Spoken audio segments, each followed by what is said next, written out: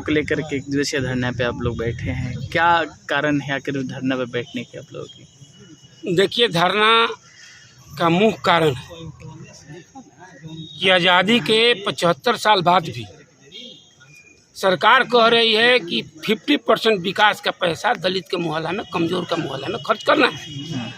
लेकिन आज हम लोग देख रहे हैं कि उस मोहल्ले को अभी भी विकास से कोसों दूर है। यहाँ तक कि जो मूलभूत जो सवाल है पानी की निकासी, वो बंद है। क्या आपका गांव इंग्लिशपुर हो, वहाँ पर भी पानी का झगड़ा है। त्रिपुरा कुंडली में झगड़ा है, धूस पर झगड़ा है, धरहरा में झगड़ा है, बांधा में झगड़ा है, जमुआ में झगड़ा है, इटवा में झगड़ा है, जतून साहब के डेरा पर झगड़ा है, रामलखन लाल के टोला पर झगड़ा है, तमाम जगहों में झगड़ा है। और सरकार कह रही है कि 50% हमको विकास कमज़ोर मोहल्ला में करना है। लेकिन आज आप देख लीजिए कि उस कमज़ोर की मोहल्ला की दशा खराब है। सरकार कह रही है कि जिसको ज़मीन नहीं है हम खरीद कर देंगे। हमने सीओ साहब से कहा कि सीओ साहिबा, लोग जो बसे हुए हैं बिहिया शहर से लेकर तमाम गांवों में, गरीब लोग, वहाँ अपार्टमेंट बना दीजिए, कोई खरीदने की जरूरत नहीं है। 2 BH का बना दीजिएगा फ्लैट, तो सब लोग का उसी में गुजर बसर हो जाएगा, कहीं नहीं जाना है आपको। और उससे ज़्यादा पैसा आप खर्चा कर रही हैं, लेकिन कहाँ खर्चा हो रहा है? भगवती जयसवाल के मोहल्ला में कहाँ खर्चा हो रहा है? उस पर ओझा जी के मोहल्ला में कहाँ खर्च हो रहा है? जो संपन्न लोग हैं वहाँ।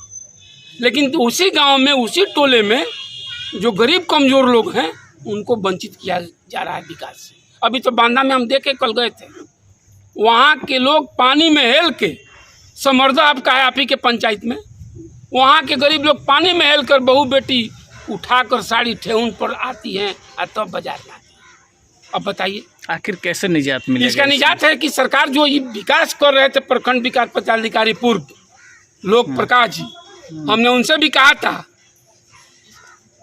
कि बिहिया ब्लॉक का विकास और लिपवाने पुतवाने से बिहिया का विकास नहीं होगा सर। अगर वाकई रूप में बिहिया के विकास आप चाहते हैं तो कमज़ोर मोहल्ला का विकास कीजिए। जैसे हम उनको दिए थे सीपुर का एक नमूना कि सीपुर गांव के दलित का मोहल्ला पानी बंद है, वहाँ ठीक कराइए। लेकिन आज तक उन्होंने नहीं ठीक कराया, 3 साल रहकर यहाँ से चले गए। समर्दा का समस्या 3 साल पहले हम लोग दिए थे, जमुआ का समस्या 3 साल पहले दिया हुआ है, बांधा का समस्या 3 साल पहले दिया हुआ है, जतून साहब का डेरा का समस्या 3 साल पहले दिया गया है कि इन लोग का पानी तो कम से कम आप निकलवा दीजिए। लेकिन आज तक इस पर सरकार का कोई पहल नहीं है। आखिर पानी निकल कर कहाँ ले जाया जाएगा? लोगों का कहना है कि निजी जमीन है, निजी जमीन पर हमारा निजी जमीन जब 4 लाइन के लिए खरीद सकते हैं आप, बड़े बड़े कॉर्पोरेट घरानों के लिए आप खरीद कर दे सकते हैं। बियाडा यहाँ फैक्ट्री एस्बेस्टर के लग सकती है, प्रतिबंधित फैक्ट्री, उसके लिए ज़मीन आप दे सकते हैं श्रीमान जी। तो क्या गरीब के पानी निकालने के लिए आप ज़मीन नहीं खरीद सकते? सरकार को खरीद कर पानी निकालना होगा जिस गांव में पानी की अगर दिक्कत है तो। अगर कोई ज़मीन नहीं देना चाहता है उसको भी अधिग्रहण करने का सरकार के पावर है और अधिग्रहण हो रहा है। तो हम लोग चाह रहे हैं कुछ गाँव का पानी निकले, और सरकार अगर कोई निकालने में बाधक पहुंच रहा है, निजी किसी का ज़मीन है, उनको मुआवजा दे दीजिए। और जहाँ बिहार सरकार वहाँ निकलवाइए। बिहार सरकार कौन कब्जा किया है? कुछ तो ऐसे भी लोग हैं कि निजी ज़मीन में पानी नहीं गिरने दे रहे और खुद वो बिहार सरकार में जमे हुए। यही तो बात हम कह रहे हैं। तो कौन लोग हैं? इस इलाके के दबंगे लोग काम कर रहे हैं। हमने देखा वो सुशील कुमार उपाध्याय सीओ थे यहाँ, हरराम सिंह को 133 डिसमिल का पर्चा दे दिया गया, और गरीब वहाँ मांग रहे हैं, ज़मीन तो नहीं मिल रहा है। ब्याहुत भवन वहाँ पर बना हुआ है, उसको कब्जा करके रखा है इन्होंने। कौन खाली कराएगा?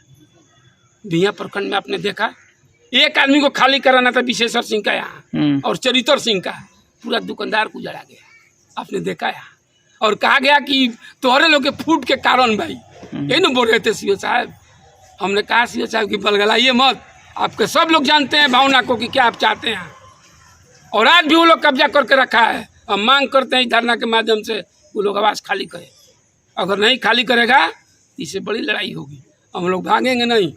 और कुछ लोग धमकाते हैं तो हम लोग धमकने वाले भी नहीं हैं, कहे कि बहुत दिन हो गया धमकते सुनते देखते देखते। इसलिए हम सरकार से मांग करते हैं, प्रखंड विकास पदाधिकारी से, अंचलाधिकारी से, कि ऐसे तत्वों को ब्लॉक से बाहर कीजिए कि जो हाजिरी बनाते हैं स्कूल में और जनगणना में जाकर बैठते हैं। कौन पावर दे दिया? सरकार कह रही है, के पाठक कह रहे हैं कि स्कूल में टीचर को रहना है, और टीचर यहाँ बैठकर पुस्तकालय में कर रहे हैं और वो झगड़ा हो रहा है। 3 दिन से झगड़ा हम सुन रहे हैं, और वो टीचर स्कूल में भी हाजिरी बना रहे हैं और यहाँ पर जाकर बैठ रहे। कौन बुझा रहा है? इसका कौन जिम्मेदार है? डीओ फोन नहीं उठा रही है, डीओ से बात करने पर कह रहे हैं स्कूल के बाद पुस्तकालय नहीं, स्कूल टाइम में आप देख लीजिए सीसी फुटेज निकाल कर। सोमवार को मंगलवार को ये लोग यहाँ पर भी स्कूल में भी कैसे आ जाते हैं भाई? कौन बुलाता है इनको? इसका कौन जिम्मेदार है? इसका मूल रूप से जिम्मेदार यहाँ का प्रखंड विकास पदाधिकारी और अंचलाधिकारी। जब तक घर का मालिक ठीक नहीं होगा कोई मेंबर उसका ठीक। क्या आप लोग को जो ज्ञापन दे रहे हैं वो बात इस हाँ लिखा हुआ है, देंगे आपको कि इसको ठीक कराइए। ठीक। और कल हम लोग उनसे डेलीगेट मिलेंगे, उन्होंने फ़ोन से बातचीत हुई है, बोले कि आज मैं मीटिंग में चली गई हूँ, कल आप लोग से हम बात करेंगे, हमारे प्रतिनिधिमंडल कल मिलेंगे। अगर नहीं सुनवाई होगी तो 24 तारीख से अनिश्चितकालीन यहाँ बंद होगा। ठीक। डेरा डालो चलेगा यहाँ, और इसका जिम्मेवारी सारा यहाँ के प्रशासन पर। उत्तम प्रसाद सिंचाई जिला सचिव। छठी दो आज प्रखंड कार्यालय में 1 दिवसीय धरना दिया गया, क्या क्या मांगे हैं आप लोगों की? हम लोगों की 2 स्तरीय मांग है। एक तो केंद्र सरकार की गलत नीतियों के खिलाफ हम लोग आंदोलन कर रहे हैं कि भाजपा की जो सरकार है वह जनहित में काम नहीं कर रही है, इसलिए इसे 2024 में के आम चुनाव में देश की सत्ता से हटाना है और देश को बचाना है। और स्थानीय तौर पर जो लोगों की समस्याएं हैं, जैसे पहली समस्या यही है कि कार्यालयों में व्याप्त भ्रष्टाचार है। जनता इस देश की मालिक है। जनता जब आती है कोई समस्या लेकर के तो उसके साथ वो लाचारी की स्थिति में देखी जाती है। कैसे मानते हैं कि भ्रष्टाचार है ब्लॉक में? भ्रष्टाचार इसलिए है कि हमने देखा है कि हम जो आवेदन देने जाते हैं, एक आवेदन को रिसीट कराने में 2-2 घंटे खड़ा रहना पड़ता है। आवेदन जमा करने के बाद भी यदि हम पूछते हैं कि किसके पास हमारा आवेदन है भाई, क्या हो रहा है, तो वहाँ बताया जाता है कि हमारे पास नहीं होता है, हमारे बगल में पूछिए, लेकिन स्पष्ट कोई नहीं बताता है। जो काम 1 दिन में होना चाहिए वो काम सप्ताह, महीनों, 15 दिन लग जाता है। इसलिए लगता है कि भ्रष्टाचार है। यदि भ्रष्टाचार नहीं होता तो काम त्वरित गति से होता, जनता की समस्या से निजात मिलता, लेकिन जनता समस्याओं में उलझी हुई है। इससे स्पष्ट है कि कार्यालय में भ्रष्टाचार बरगलाया जाता है जनता को। हाँ, बरगलाया जाता है। ठीक है। और किन किन मुद्दा है आप लोगों की? जैसे सबसे बड़ी से आप लोग की काफी दिनों से मांग है कि 5 डिसमिल जमीन गरीबों को दी जाए जी, लेकिन अभी तक सरकार कोई पहल नहीं कर पाई। हाँ, 76 वर्ष की आज़ादी हो गई हमारी, और इस देश में आज भी बहुत से लोग, लाखों लोग ऐसे हैं जिनको अपनी ज़मीन नहीं है, और अपनी ज़मीन नहीं होने से उनका घर नहीं बनता है। वो किसी रोड के किनारे, किसी तालाब के किनारे, किसी रेलवे स्टेशन के किनारे झुग्गी झोपड़ी लगाते हैं, और सरकार अतिक्रमण के नाम पर उसको भसा देती है। फिर वो दूसरी जगह झोपड़ी लगाते हैं, और झोपड़ी लगाने और उजड़ने में ही रह जाते हैं, उनका विकास नहीं हो पाता है। बिहे के 2 महादलित बस्ती है, एक 8 नंबर वार्ड, एक 11 नंबर वार्ड। हाँ है। काफ़ी हम लोग भी गए हैं वहाँ, आज तक बहुत सारे लोगों के पास आधार कार्ड तक नहीं है। हाँ, नहीं है, उनको कोई पूछने ही वाला नहीं है, उनको कोई देखने वाला नहीं है। आप लोगों द्वारा क्यों नहीं पहल किया जा रहा है कि सबको जागरूक किया जाए, उन लोग का आधार कार्ड बनाया जाए, आवास में नाम जोड़ाया जाए? हम लोग उसके लिए प्रयास करते हैं। बहुत सा आवेदन यहाँ दिया जाता है। आपको मैं बता दूं, वो साई गांव का कई बार हम लोगों ने पर्चा दिया, कि पर्चा मिला है, उस जमीन को दखल नहीं कराया जाता है। लोग बसे हुए हैं, उनको पर्चा नहीं दिया जाता है। आधार कार्ड या वोटर लिस्ट में नाम जुड़वाने की बात है, वो नहीं जुड़ पाता है। सारे लोग जो जिनकी पहुँच है कार्यालयों में, जिनकी समझदारी है अपनी विकसित हुई, उन्हीं को वह लाभ मिल पाता है। वो बेचारे अशिक्षित हैं, उनको कोई समझने वाला नहीं है, वो कहीं जाने के लायक नहीं है, इसलिए आज भी वो पिछड़े हुए हैं। बहुत सी समस्या। चलिए, अगर मांगे नहीं पूरी होती तो आगे की कार्रवाई क्या होगी? आगे हम लोग लंबी लड़ाई शुरू करेंगे, इस कार्यालय को चलना बंद कर देंगे।